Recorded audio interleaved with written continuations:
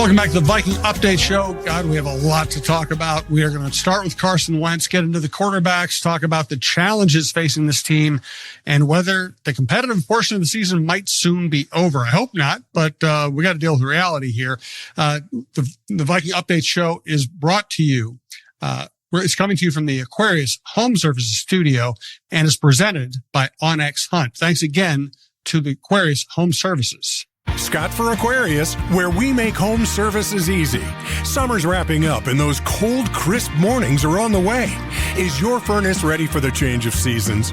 Upgrade now with 36 months 0% financing and stay comfy from the last warm afternoon to the cold winter ahead. Beat Mother Nature at her own game. Schedule your free estimate at AquariusHomeservices.com. Financing based on credit approval. Aquarius, earning the right to be recommended.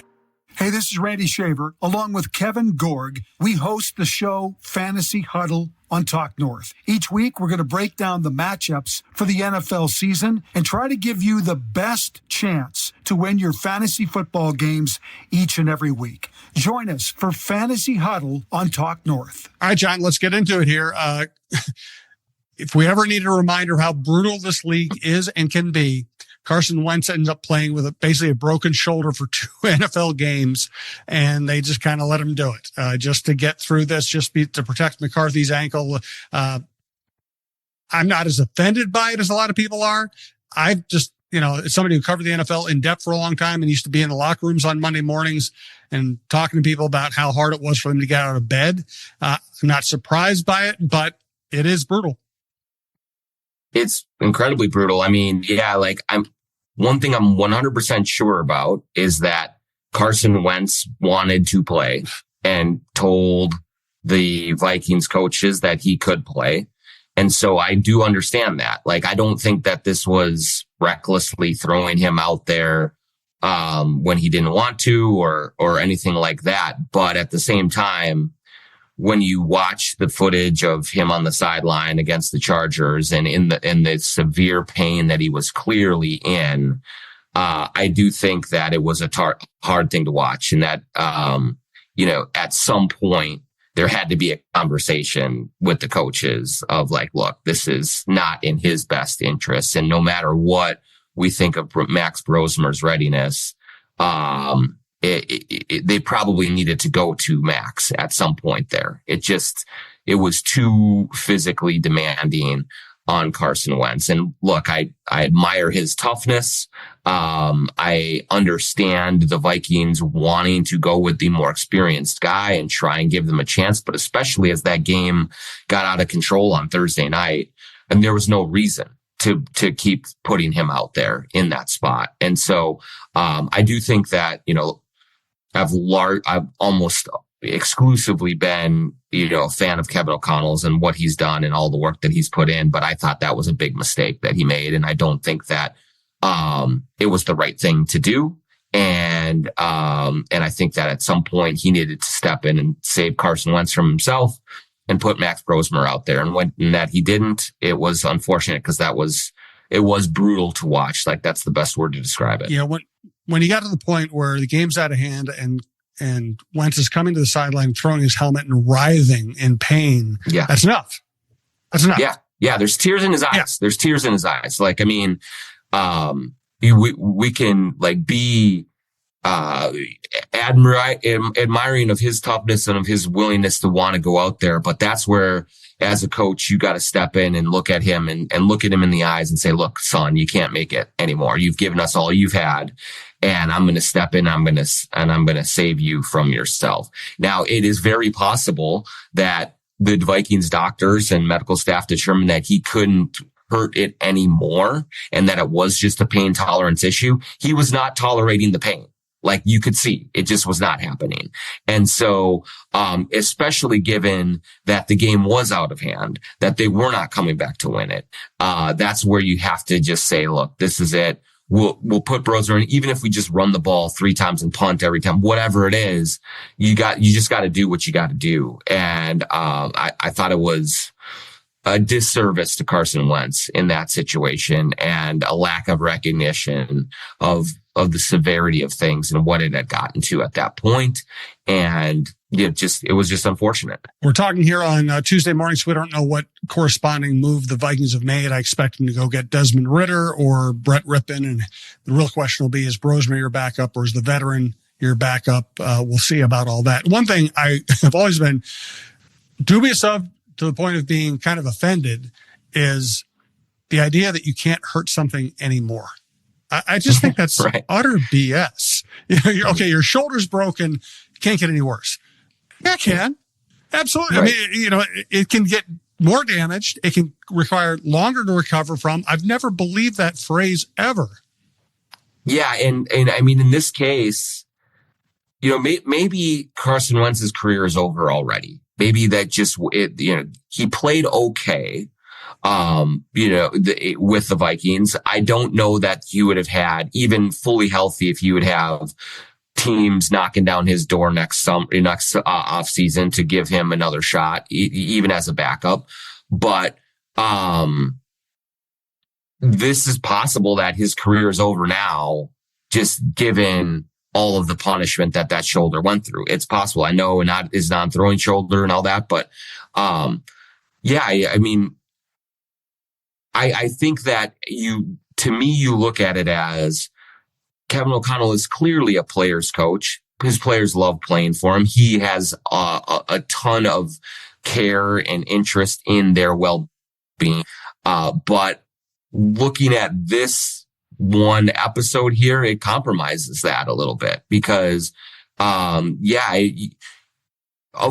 course he was going to be hurt more. The punishment that he was taking behind the patchwork offensive line and the sheer pain level that he was putting his body through has to be traumatic. And it may, that may sound soft as, some guy watching this, from behind his Twitter screen and all that and his computer screen. But you could see all of the damage that was being inflicted upon Carson Wentz in that spot. And who knows, but it's hard to imagine that whatever he was dealing with did not get worse because he played in that game. It's just that's hard for me to fathom. And so, maybe that's what they'll say. And maybe they'll say that he'll be fine coming out on the back end, but geez, just use some common sense. Just use some common sense and look at it and just be like, look, this is not in anyone's best interest right here. And, as you said, the baseline, I think we're in the same place. The baseline for Kevin O'Connell is he's a very good coach, very good offensive mind, generally treats players very well. I just wonder if this season has shocked him into being different. It's like we've heard that he's been very sensitive about criticism, even mild criticism. He seems very touchy. Now he kind of ignores the fact that his quarterback is getting brutalized on national television.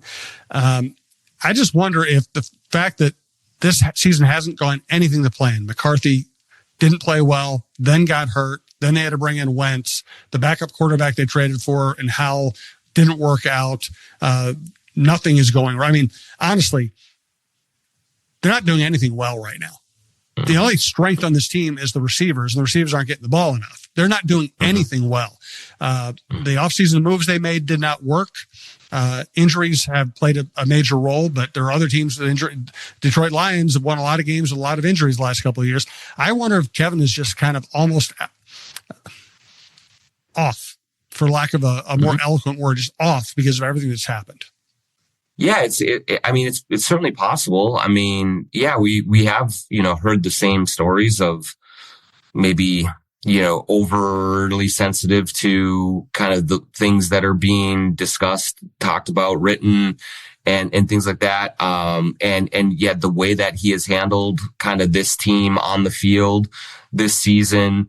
And I think that the mark of a true leader is what happens in moments of adversity, and they're facing a lot of it right now. And, I do not get any kind of a sense that O'Connell is kind of losing the team or anything like that. I don't think that's it at all. I think that his players love playing for him. I think that in general, there's a lot of respect for him inside the organization, but this is a tough year coming off of a very charmed year. And so, how he handles what is happening right now versus how he handled the fawning coverage when he was the quarterback whisperer and got, that team last year to massively overachieve, one of the best young coaches in the league and all of that stuff. I think all of that is still true, but now it's up to him to find a way to steady the ship in this rocky time. I mean, they are really in trouble right now. And it does not, every good coach can have a bad year. That's okay. But how you navigate it, how you kind of lead through it says a lot about your readiness to really be the leader of a franchise. And, there's just been a few cracks. You're right. Like just a little, a few kind of, dents in the armor that he had really built up over the start to his career here, which has been largely impeccable. And so now he's seeing and experiencing some things that are really difficult to handle. And it's going to be on the head coach to set the message, to take care of his players the right way, to help them through this season. Even if it's one that ends up going the wrong way, you can still kind of find things to build on and figure out, and then come back next year and try and take another run at it. But I don't think that this season is lost yet, but it's teetering on the brink of being lost. And how he handles kind of these next couple of weeks here, I think is going to be critical in terms of setting the tone for, even if it's a bad year, just how damaging it is, or is it just one bad year? Right. Let's take care of the people who take care of us. Presenting sponsor, Onyx Hunt. Have you ever driven past a piece of land and wondered who owns that? Maybe you want to know exactly where a property line runs. That's where Onyx Hunt comes in. It's not just for hunters. There are folks using Onyx for their jobs every day throughout the country, from farmers and ranchers mapping out their fields, wildland firefighters navigating rough terrain, to construction workers needing to know who owns what property. This app offers something for everyone. If you need the best land ownership maps, aerial imagery, and property boundaries in your pocket, Onyx Hunt is a tool for the job. Try it free for 7 days. Download Onyx Hunt in the app or Google Play Store, or visit onyxmaps.com/hunt to get started. I also want to thank Twill. This is a rare day where I'm not wearing a hat I got at Twill. I just thought I'd give you the glory of the full forehead experience today, but I am wearing a Barracat t-shirt.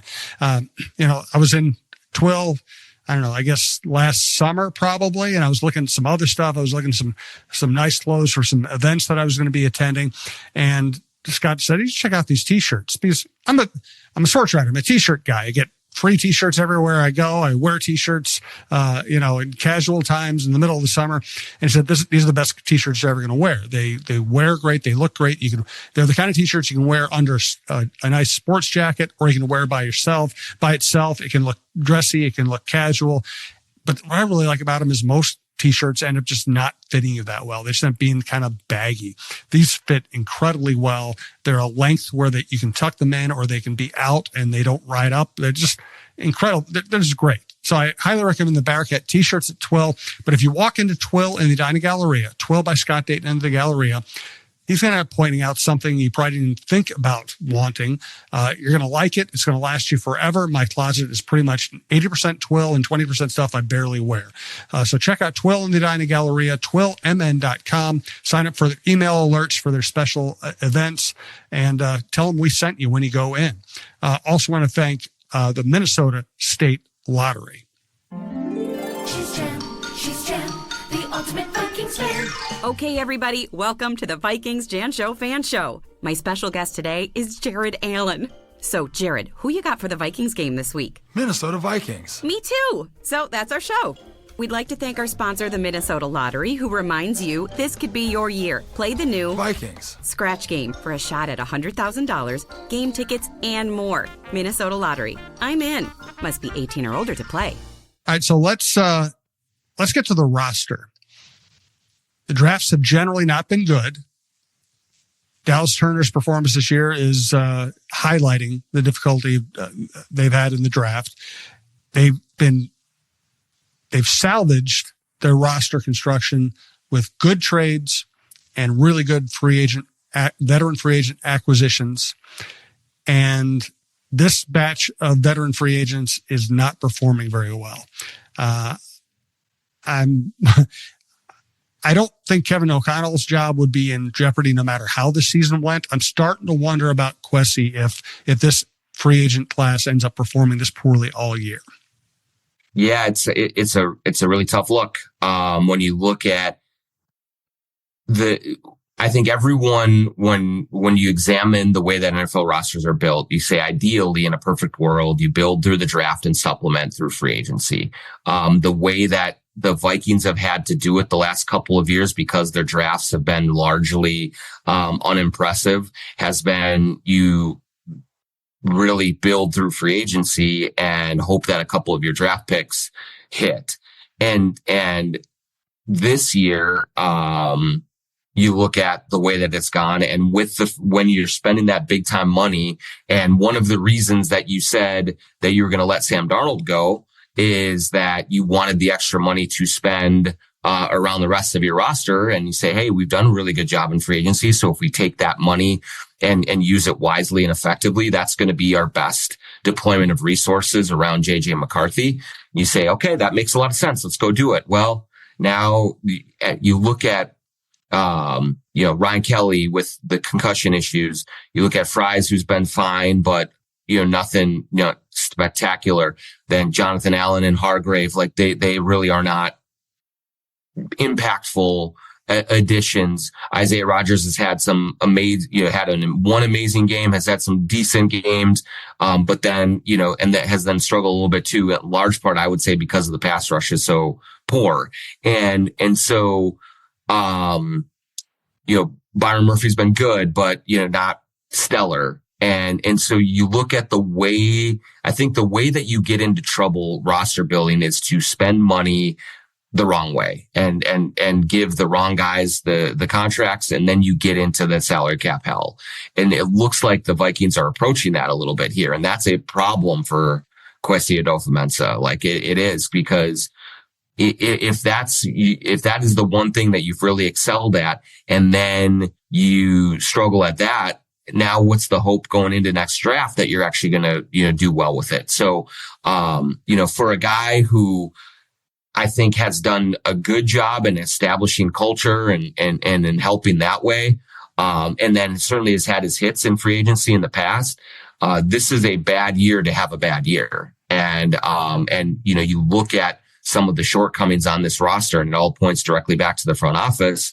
And that's where some hard questions are probably going to be asked if this continues. Yes. All right, let's get to the Lions game. I'll be there on Sunday. And again, this is inconvenient for the Vikings because the Lions have had a million injuries the last 2 years and they've kept winning. Now they haven't gotten, they haven't won the championship they wanted to win, but they've won playoff games. They've been dominant in the regular season. They destroyed the Vikings in the showdown last year. Vikings have not, this is going to be a very difficult challenge. And you look at the way the Lions are built. They traded Stafford. They got a lot out of it. They got another, championship level quarterback out of it. And their drafting has really been both very good and very old school. Where Kwesi tried to apply analytics models, and he's admitted that he kind of overthought his first draft, where he just passed up on a good player to try to get more assets, and the assets didn't work out. I mean, the Lions aren't afraid to draft a running back and a linebacker in this day and age, and they just keep adding good players, and they have a tremendous roster. So this division's fascinating right now. You have the Packers going for it with Micah Parsons. You have the Lions perpetually going for it right now. You have the Bears trying to rebuild at speed, although I'm still not sold on them.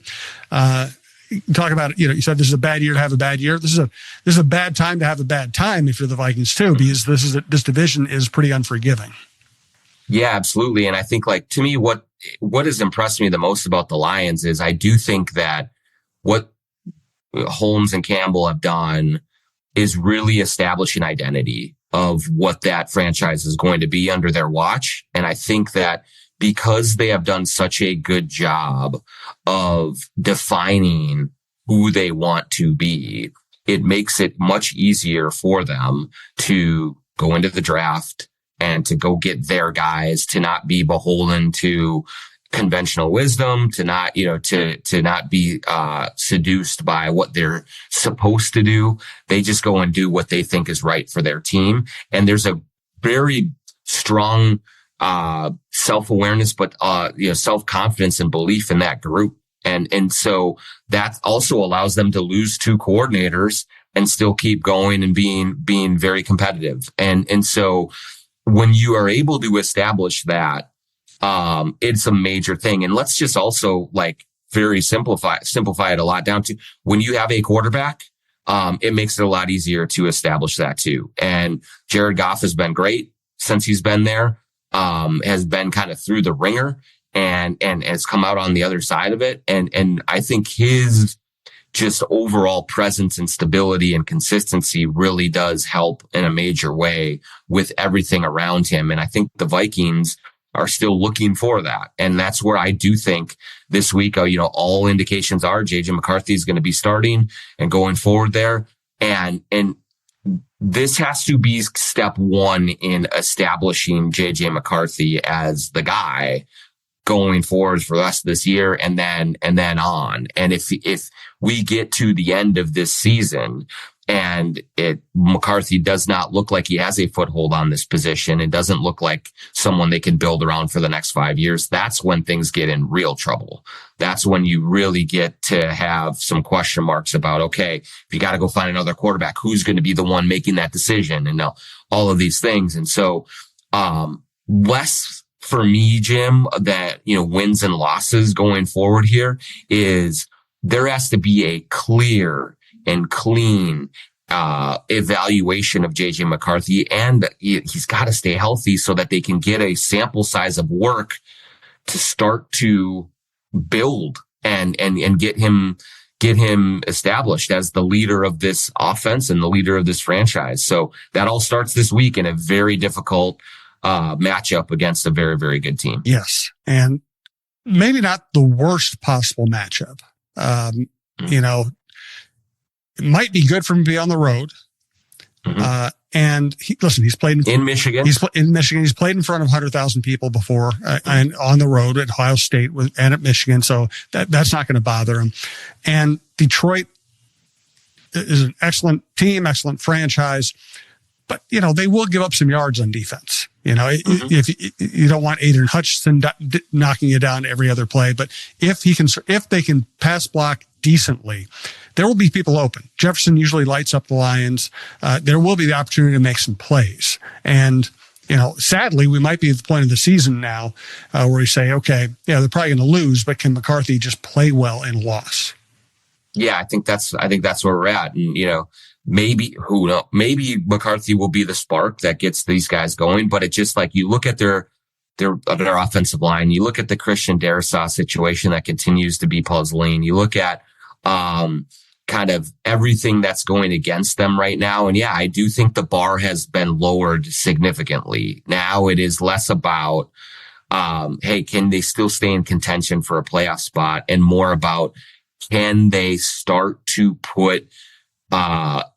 build bricks in the house to just essentially, rebuild the foundation and the whole house, around McCarthy. And so, I agree with you that it's much better to play Detroit's defense than Green Bay's defense or, a few of the other, really good units out there. And in a familiar place for him to play, that's going to be nice. And I don't think that he'll be rattled or overwhelmed. It's just a matter of, can they protect him and can he get into some kind of a rhythm over these next couple of weeks? That's going to be just super important for the long-term future of this roster and what's being built here. Yes. All right. Hey, here's a Talk North star, Michael Russo for Clamshell Beach Resorts. Hey, have you been dreaming of a lake cabin lifestyle with boating, fishing, and family fun in northern Minnesota? Well, lately I've thought a lot about how cool it would be to have a getaway like so many Minnesotans. And if you're like me, you probably think that owning your own lakeside getaway is beyond your budget. Well, if you think lake cabin real estate prices keep going up, well, think again. This is Russo, and I'm here to tell you there is an affordable way to enjoy a cabin lifestyle and all that goes with it. And yes, I said affordable. I founded a Clamshell Beach Resort, which is located on the Whitefish chain of 14 lakes for you and your family to enjoy. Here's how. Clamshell has lake homes that offer deeded fractional ownership, and the keywords there are deeded and fractional. You own it. Imagine having 5 weeks a year to enjoy Clamshell with its beaches, pool, and lodge that's full of kids' activities. Is golf your game? There's a great golf course right across the road. Like winter sports? Well, you can go ice fishing, cross-country skiing, or snowmobiling right out the door at Clamshell. And there's no maintenance, no grass mowing, no snow removal. It's done all for you. And you can own a share of Clamshell Beach Resort at an affordable price. To learn more about ownership opportunities at Clamshell Beach Resort, go to cottagesonwhitefish.com or contact Pat Egan at 612-220-9819. That's cottagesonwhitefish.com or Pat Egan at 612-220-9819. Also, a reminder, we have a lot of shows at the network. We have our Chin Music Baseball show with Roy Smalling, Lavelle Neal III. We have Michael Russo on hockey, Kevin Gorg on hockey, Mark Rosen Sports Monday, Don Mitchell's interview show, Randy Shaver's high school football show, which is also on YouTube, the John Krasinski show, one of our most popular shows, which is also on YouTube, 3 Vikings shows. We got a lot of stuff. We have outdoor content. Check it all out at talknorth.com. We do appreciate it. So I look back at this season right now, and the losses just don't look very good. Atlanta's kind of a bully team. If they can get you down and run the ball on you, then they can look really good. They've had horrific, embarrassing losses this year. The Steelers game, they should have beaten the Steelers. Steelers stink. I thought, and I was wrong about this. I thought the Steelers were a good team, that Aaron Rodgers was going to protect Aaron Rodgers. It's been the opposite. It's a bad team, and Aaron Rodgers is the only thing keeping them afloat. There's no way they shouldn't have scored more points on that defense. There's no way they should have let DK Metcalf have a free 80-yard touchdown. There's no way they shouldn't have gotten to Rodgers more. I give them a pass on the Eagles. Eagles are a championship team, and they always start a little slow and figure it out. So I'm not going to beat them up for losing to the Eagles. But the Chargers... Another winnable game there, by the way. It was a winnable game, but I'm not going to beat them up for losing to the Eagles. The Chargers game was embarrassing. It just was. That was ineptitude. And the Chargers had lost 3 of 4 and had not scored 30 points all year, and they did whatever they wanted all game. Yeah. And let's also, you're right. I mean, that was an incredibly embarrassing loss. It was, in this sort of, Minnesota sports just slaughter of the last weekend or so. It was right up there with the Gophers losing to Iowa, the way that they did. It's just like, what is going on here? This is unacceptable. And you're right about the losses being unimpressive.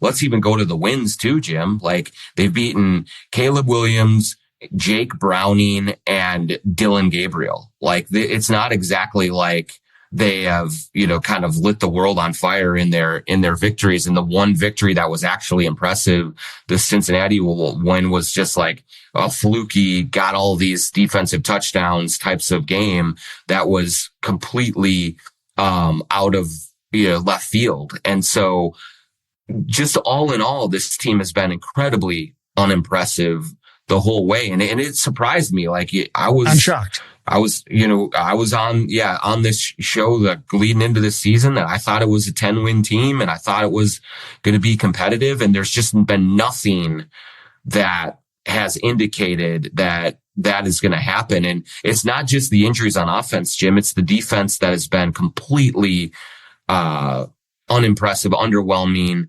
They've dealt with a few bump, with Van Ginkel and Cashman, but they got to be better, and they haven't. And so all in all, it's been less than mediocre. It's just been bad football for most of this season. Yeah. And, another guy we haven't mentioned, O'Connell obviously has a target. Kwesi is going to be second guess if the season continues to go this way. I mean, Brian Flores, we all been kind of waiting for him to get his head coaching job. And, we've just seen defense not play very well. We've also seen individual defenders not either not live up to what they were supposed to do or regress. Ivan Pace has regressed. Grenard is a very good player, and my guess is that he hasn't been very productive this year because with Van Ginkel out and with Cashman out much of the year, defenses have really been able to focus on him. But he's not having a great year. They look like they could have used Harrison Phillips, and they look like they could have used Cam Bynum. Theo Jackson just hasn't done much. And we could also fairly question whether they should have brought Harrison Smith back. Now, Harrison's made some plays, and he knows what he's doing back there, and he still has value. But, is he somebody you should have invested money in when you have other holes? Yeah, I mean, it's they just don't have many playmakers at all. Yep. Like that we've seen. They haven't developed Dallas Turner, and whether that's a Turner problem or a Vikings problem, I really don't know. But there are precious few playmakers on this defense. Cam Bynum maybe had some faults, but he was a playmaker. Like, Metellus has not made huge plays, right? Yeah. And Metellus has not had the same impact that he had last year. And Grenard has, regressed I think some of the reasons that you bring up are very valid, but you need something more. You got to figure out a way to free him up, to scheme things in a different way.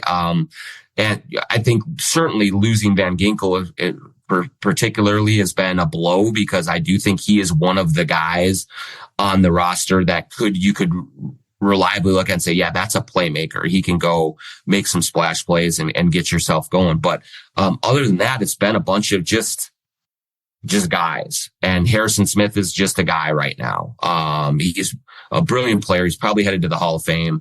Like he's been an amazing Viking. He'll be in the Ring of Honor, all of those things. At this stage of his career, he has just been a guy. They have 3 interceptions on the season. They're not creating turnovers. They're not getting sacks. They're not doing anything to make an opposing offense uncomfortable.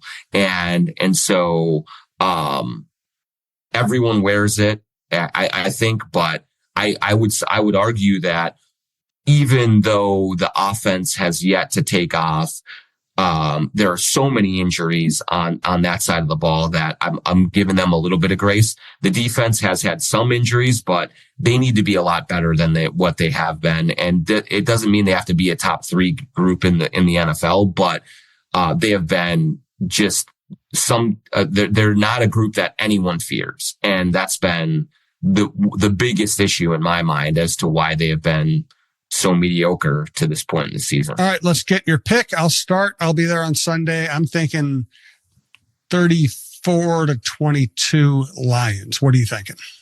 Yeah, I don't see a close game here. Maybe it's an overreaction from last week, but you're going into Detroit. You got McCarthy back, but you're still banged up all over the place. And it doesn't feel like a team that's going in the right direction. So, I will say like 31-17, something like that. So I think we're right in the same area. It just this doesn't feel good. This is not a good matchup. This is a Lions team that will absolutely smell blood and devour, when they can. And so, the Vikings are going in a bad spot right now for sure. One more question. Trade deadline is next Tuesday. Maybe we'll do the show in time to preview that. But if we don't, if they lose, do they sell off? I think they probably got to look at it.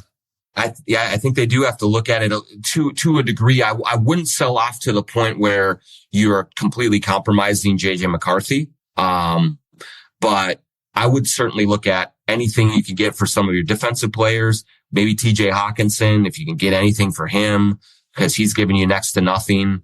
I wouldn't do anything offensive line wise, just because I'd like to try to get back to some group that can protect McCarthy. But yeah, I think that you're getting to a point where if it's convincing loss, you got to take a look in the mirror and be like, where are we going? And try and restockpile some draft picks and do things to look to the future. But doing so without, turning the team into something that would be very hard for JJ McCarthy to play with this year. I just think that's got to be the priority right now, is developing and evaluating what you have at quarterback for the rest of the season. Good stuff, John. Everybody, please check out the John Krasinski Show as well. Again, one of our most popular shows at talknorth.com. We do appreciate you listening and watching, and we will talk to you again next week.